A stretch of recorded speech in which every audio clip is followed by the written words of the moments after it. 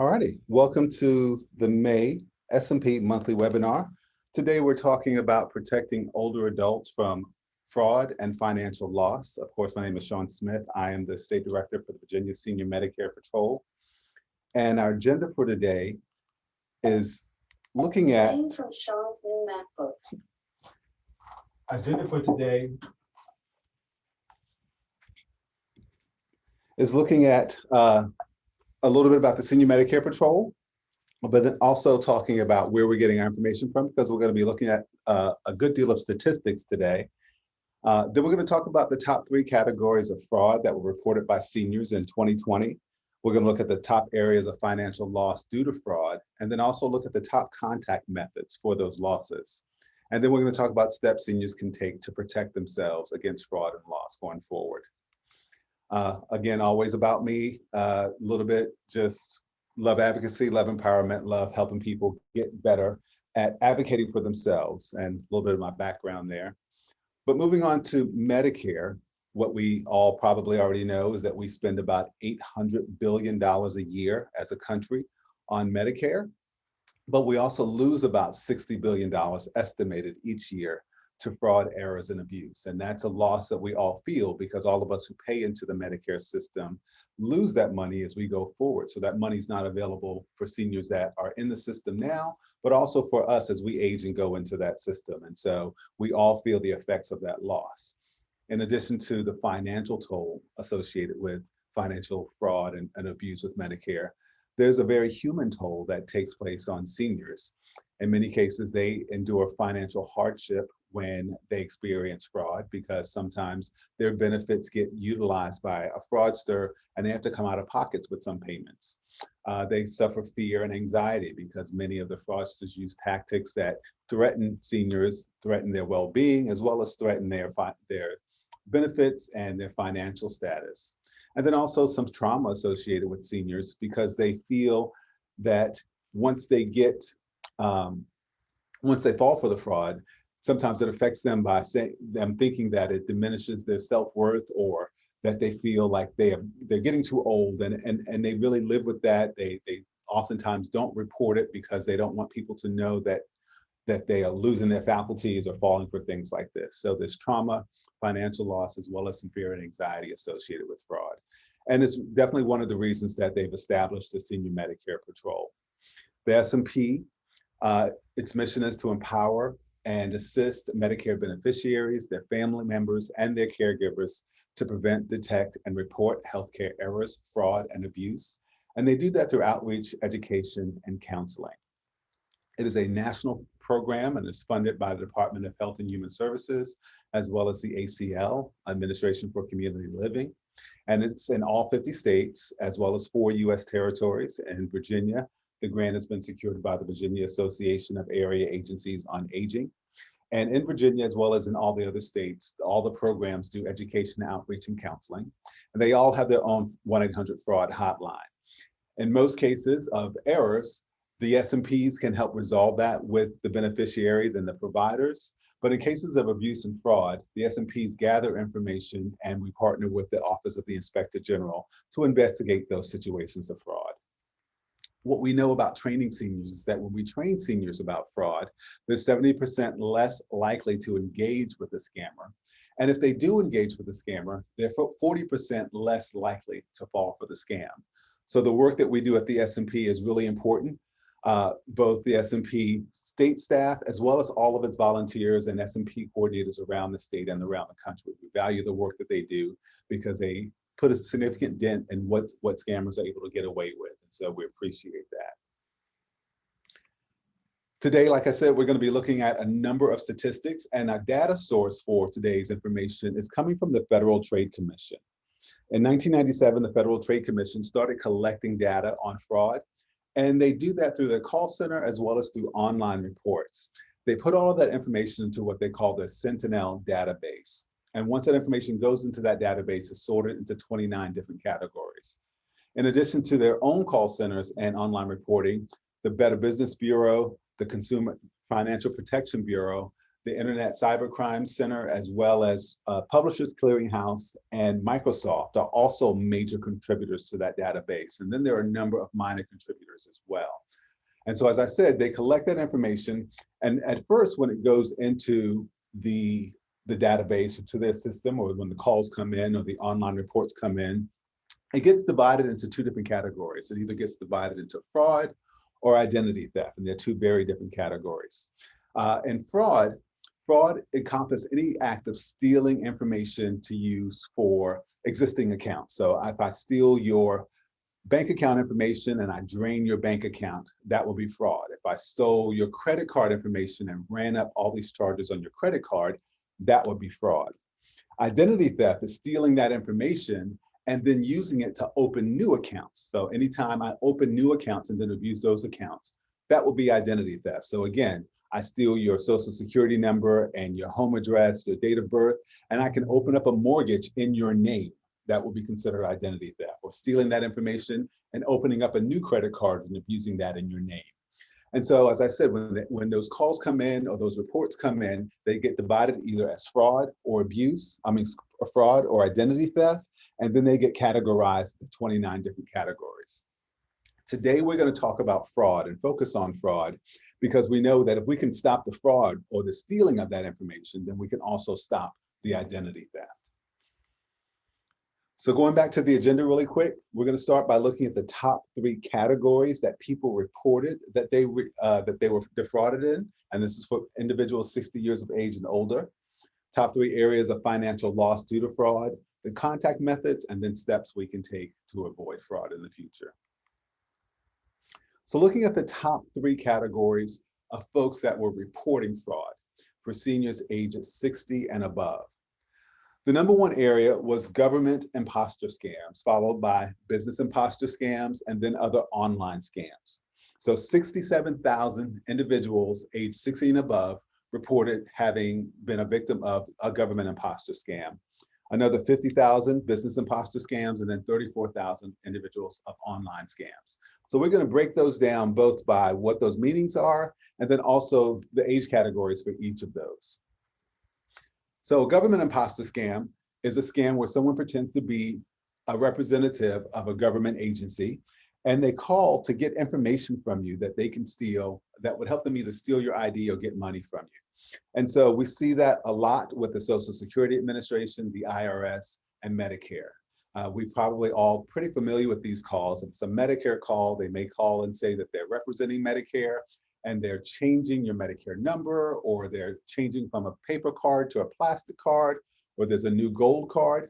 But somewhere in that process, they're going to ask you to quote unquote verify your Medicare number. And again, we know that's a scam. With the IRS, they may say that you owe money and that they need you to pay that money right away. And if you don't, you could be arrested, you could go to jail, you could incur more fines. But they want you to pay that money, and then they ask you to pay for it with some obscure method, whether it is a gift card or Bitcoin or money transfer. But again, of course, we know that's a scam as well. And then finally, with the Social Security Administration, which is one we see a lot as well, they say that your Social Security number has been implicated into some type of fraud. And as a result, they need you to cooperate with this investigation, and you start cooperating by verifying your Social Security number, which basically means giving them your Social Security number. For not cooperating, they could suspend your Social Security number, which means a suspension of your Social Security benefits, and also implicating, or as a result, your Medicare benefits will go away as well. They could arrest you, they can bring you to jail, and so on and so on. Again, this is what seniors have been experiencing over the 2020 and beyond because of fraudsters.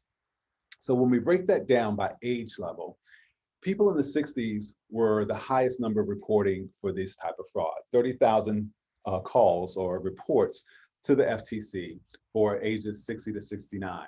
People in their 70s reported 24,000 reports, and then people in their 80s, 13,000 reports. Now, again, we're remembering that these are folks that are actually reporting scams. So those numbers could be much higher in terms of people that experienced it, but these are the people that reported it to this particular system. When we look at business imposter scams, it's pretty much just like a government imposter scam where someone's pretending to be from a legitimate business in order to usurp information from the victim. One of the scams that went up really high in 2020 were tech scams, so tech support scams. And so we had a lot of seniors online because of the pandemic in 2020 that may not have been as tech savvy or may have been online for the first time in many cases, or at least online a lot more than normal. And so these individuals that are scamming would call someone and say, we notice we're from a tech company, whether it's your internet company or whether it's the people that manufactured your computer, but they say that they can see on the backside of your computer that there's some type of malware or some type of problem with your computer. And in having that problem, we can help you rectify it. And so one or two things may happen. One, they might say, if you give us remote access to your computer, then we can go in and fix it. Now, for someone you don't know, that's never a good idea, because that means they can get onto your computer and they can start looking around and get any information that's on your computer. They have access to everything. They could download malware or some type of virus, but they can also close out of that and then watch your keystrokes afterwards and really have access to your computer for a long time if you're not aware and know what's going on. Or they may have said, we want to help you fix the problem, but it's going to cost you X amount of dollars. So you send them money and then they tinker around pretending to fix something when really there's nothing wrong with your computer. But those reported scams went up in exponential numbers in 2020. And so again, seniors that reported these scams, the people in their 60s reported the highest number, 25,000 reports, people in the 70s, and then people in the 80s followed with 5,000 reports, almost 6,000. And then finally, online scams it's really a big bucket or large bucket of scams that have to do with anything that really kind of happens online, specifically with merchants. So merchants not sending out product on time, maybe not sending out products at all. They may have undisclosed costs that people complained about, or refusal to guarantee on purchases, and even refusing to let people give honest reviews about their products or services. So if people are trying to put up a negative review because that was the experience they had, we had companies blocking those reviews so that other folks wouldn't see those. And again, when we look at the age categories, people in their 60s reported this more than any of the other two categories, with 22,000 reports. So when we add those up by age, what we'll see, of course, as we already have noted, is that most of those reports came in for all three of those categories, came in from people in their 60s, followed by people in their 70s and people in their 80s. So we're going to move on now from the report categories to the loss categories. And so these are people that were victims of fraud that actually lost money. And so this is going to look a little bit differently than what we just looked at. So for example, when I do a government scam, people aren't necessarily losing money as a part of that scam. They're losing information, but not necessarily money. These are scams where people are actually losing money and reporting money losses. And so the top categories for loss going into 2020 or coming out of 2020 for seniors was romance scams, followed by prize and sweepstake scams, and then business imposter scams. Now, the numbers that you're looking at are dollars in millions. So seniors lost $138 million in romance scams, and those are just the scams that were reported. Followed by, again, prize and sweepstakes, they reported losing about $69 million. And then in business imposter scams, about $64 million. So a romance scam is basically an imposter scam. We call it catfishing, could be like a blind date, but basically it's someone developing a relationship with an individual only for the sake of getting money out of them. And so people believe that they're falling in love. A lot of this took place online last year because people were shut down because of the pandemic. And so they're going on dating web applications, or dating applications on your phone or on different websites, and they're meeting people that they've never met face to face. They may or may not have video chatted with them, but those individuals start asking for money. I'd love to come see you, but I don't have the money, or my dog died, I've got to bury it, or I got into a really bad situation, lost my job, and I need help paying my rent. And that goes on and on until the victim finally realizes that this person really doesn't love me. They're really using me as an ATM. And that happens, as you can see, quite a bit, and it goes on for quite a long time. And these, again, are just the numbers that people actually reported. So when we look at the age categories, you'll see that people in their 60s reported the most loss, and then followed by people in the 70s and people in their 80s. And again, these are just the ones that reported it. Many people have these scams, deal with these scams, and they realize that, I made the mistake and I, for whatever reason, choose not to report it.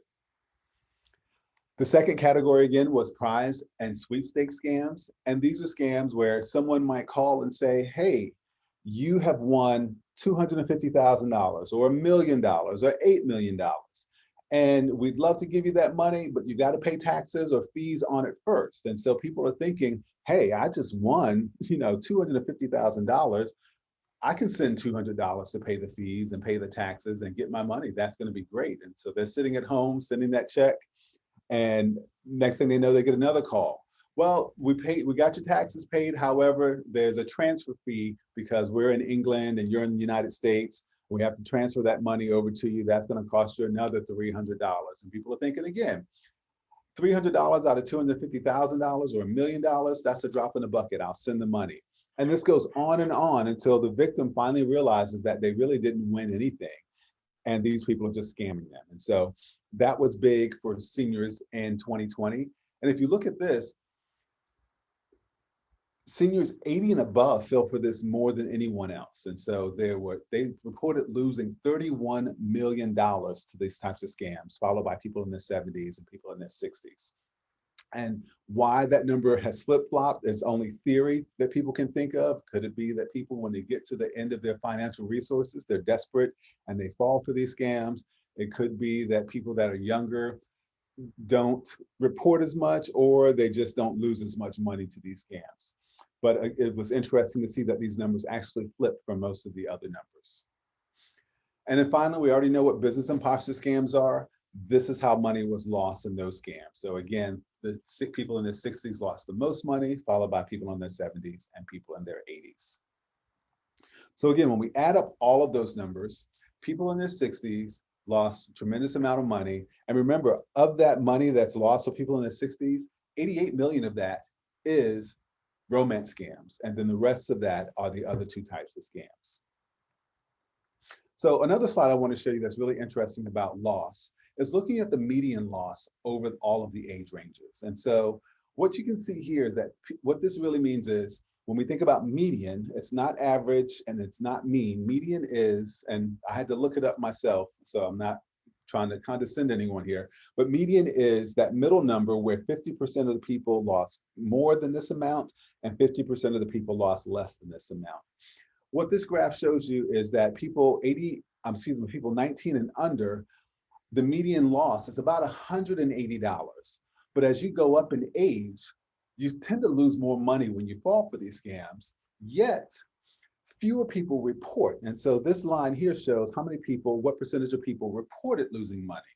So if you look at that 19 and under age group, 50% of the people that reported losing money, or 50% of the people that reported scam actually lost money. The other 50% did not reporting losing money. So when you get to the people that are 80 and above, only 18% of the people that reported any type of fraud activity reported actually losing money, but you see they lost so much more money than people in the other categories. And so again, as you get older, you may fall for the scam less, but when you do fall for it, you definitely lose more. Next, we're going to look at the contact methods and how people lost money as related to their contact methods. And so the contact method, of course, is how did the scammer get in contact with the victim? Most of the contact was done by phone, whether that's cell phone or whether that is a home phone, but 384,000 people reported that their contact method was a phone, followed by text message, followed by email, and then either a website or a phone application, a web application. Now, the loss associated with those contact methods, it actually has a different type of curve. And so, of course, phone method is the largest amount of loss, and that's dollars in millions. So people that had a phone contact method and lost money reported losing about $440 million. But then web applications and websites were the second highest area of loss, followed by email, and then the fewest people lost money via text messages. So just as a review, the top reporting categories were government and business imposter scams, as well as online scams. The top loss categories were romance scams, prize and sweepstake scams, followed by business imposter scams. And then the top contact methods were phone, email, and then web applications. So what can we do and what can seniors do to protect themselves? With phone scams, what we always tell seniors is, of course, don't answer the phone if you don't recognize the number. And of course, that's always going to be true if you have caller ID. If you don't recognize the number, don't answer the call. Once you pick up that phone and it's a scammer and they know that someone is live on the other end, they'll continue to make calls to that particular number. We tell them not to answer it because if it's an important call, they'll leave a message. When my doctor calls, they leave a message. When my pharmacy calls, they leave a message. When it's my friend and I don't answer it, they leave a message. We also tell people don't automatically trust your caller ID. Because of technology, scammers are able to spoof calls. And so in spoofing calls, they're able to make it look like whatever number they want it to look like. We've experienced this when the number looks like it's someone from around the corner. So it has our same area code and maybe the same 3-digit exchange, and we think maybe it's someone close by, and we go and pick up that phone. Scammers do that because they know we're more likely to pick up the phone if it looks familiar. But they could be calling from anywhere around the world. In addition, they're able to spoof calls down to specific numbers. So we know that the Social Security Administration reported that people were spoofing their number, and it says Social Security Administration on the caller ID, and then it had the 1-800 number for the Social Security Administration. So we say to seniors, if it looks legitimate, then you definitely want to verify who it is and hang up and maybe call them back. We've seen people spoof other individuals' doctor's offices. So the victim says, it looked like my doctor's office calling, and then they asked me for my Medicare number, and I gave it to them. But it had the doctor's name, the name of the doctor's office, as well as the doctor's phone number on there. So we say don't automatically trust your caller ID, even if the number looks familiar. As always, we say be suspicious of unsolicited callers. Anyone that's calling you and you're not expecting a call from them probably wants something from you. And you want to be suspicious, and you have every right to be suspicious. But we also want to make sure seniors know that government agencies are generally not going to call you. They're not going to call you as a first method of contact. They're going to send you something in the mail. The same is true for IRS, Social Security Administration, as well as Medicaid or Medicare. They'll send you information in the mail, and if they have to call you, they're going to give you a window, a time frame, and tell you what the call is going to be about.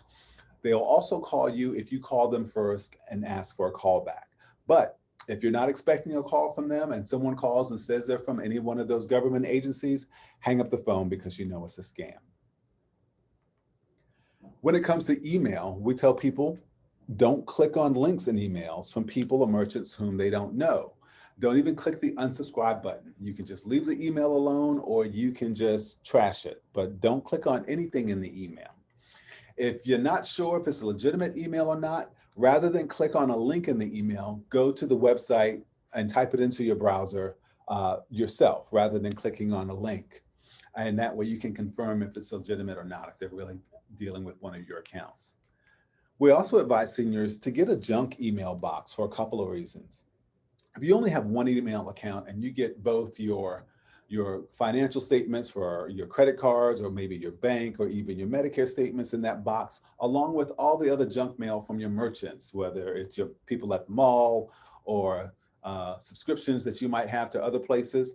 One, you probably have a hard time finding what you need to find if it's important, going through that mailbox. But also, if any of those merchants or those other companies have a data breach, and then the hackers are able to tap into your email account, and your email account gets compromised, then they're able to see all of that other important information from your bank, from your credit card companies.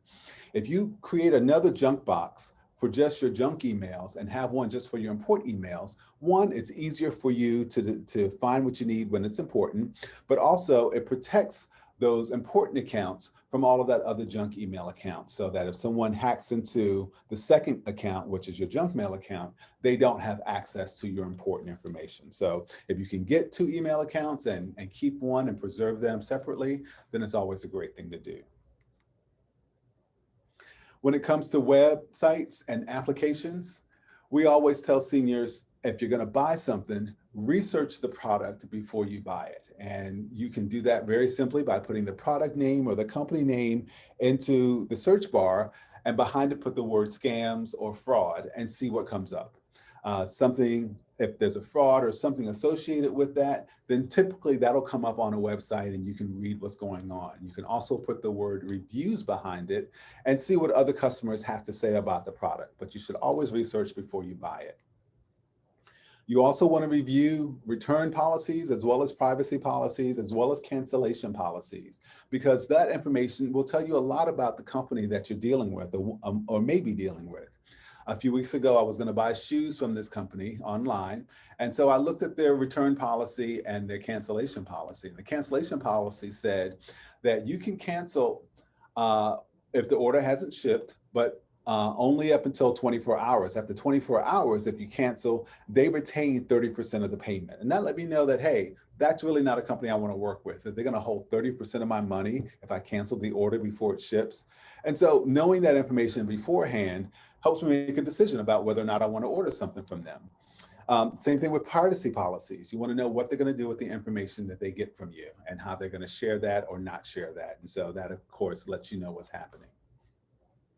We tell seniors, don't store your credit card information if you don't have to. So when you go shopping on various websites, whether it's a merchant site or on an application, and you make an order, they might ask you, do you want to save this for future purposes? The answer is no. If you have that option, no, because if there's a data breach and a hacker gets that information, a hacker can get that information if it's stored on their website or in their server. So if you can make sure they erase that. Now, not all places are going to give you that option. Some places just keep that information and they don't give you the choice of opting out of saving it. But those places that do, if you can opt out of saving it, then I would opt out. And then finally, we tell people on your phones and on your computer, monitor your privacy settings. Make sure that you're only sharing what you want to share, and then opt out of those things that you prefer not to share. So talking about romance scams, how can seniors protect themselves? And we tell them to be suspicious. One, if they don't meet someone face-to-face or they refuse to meet you face-to-face. Now, in the pandemic, people had a legitimate, or what could seem like a legitimate excuse, which is I'm locked down because of the pandemic, I can't travel. But oftentimes a lot of these scammers will say things like, oh, I work in construction and I'm across the country, or I work on an oil rigger, or I'm in the service and I'm overseas. And people develop those relationships anyway, but you should be cautious if you can't meet that person face to face. And definitely be cautious if they refuse to video chat with you. There's a television show on MTV called Catfish, and people fall for this all the time. They think they're talking with one person, and maybe a guy who prefers girls, and they end up talking to a guy, but they don't know it because they've never seen this person in real life, and they're pretending to be a girl with the girl's picture up there, and vice versa for women and men.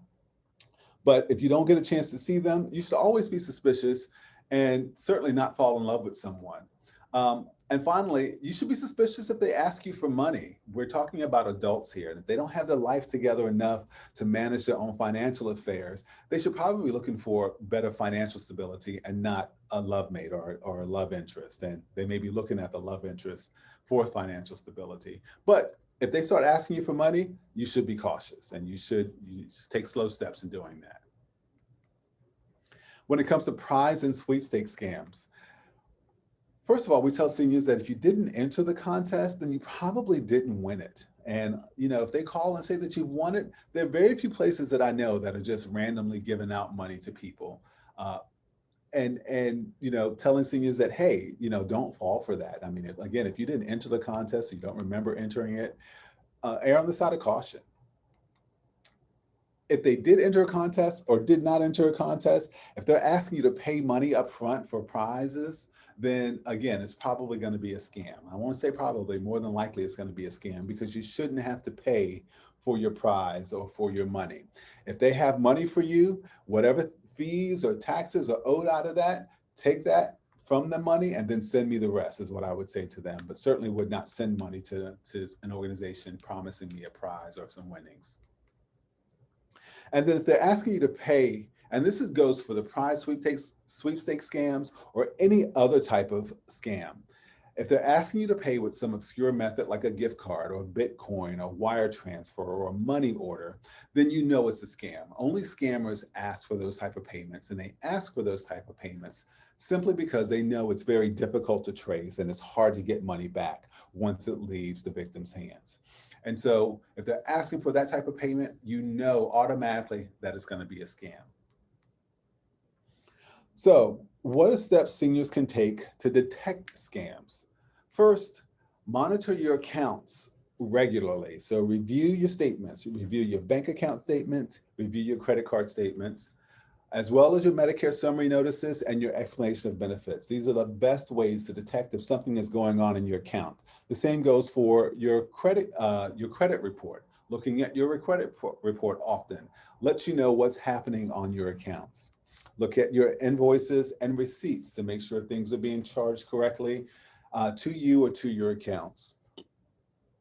And then in reporting crimes, once you find something, or if you find something, you can report any type of merchant fraud to report fraud, ftc.gov, to the Federal Trade Commission, or you can also report them to the Better Business Bureau to report some type of issue.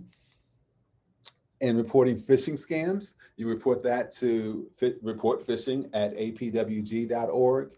And then, of course, healthcare scams can go to tips@oig.hhs.gov, or you can report that to the Virginia or Senior Medicare Patrol in your local area. I'm assuming everyone's here is in Virginia.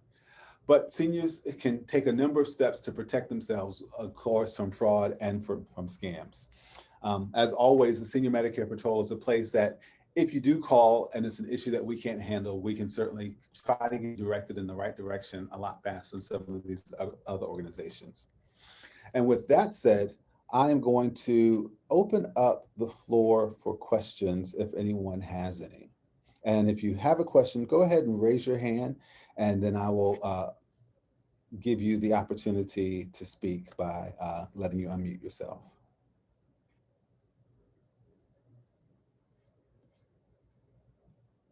All right, doesn't look like anyone has any questions. So with that, we're going to close out today's webinar. I want to thank you all for coming. I will be sending out a follow-up to this next week, as well as announcing the new monthly webinar topic.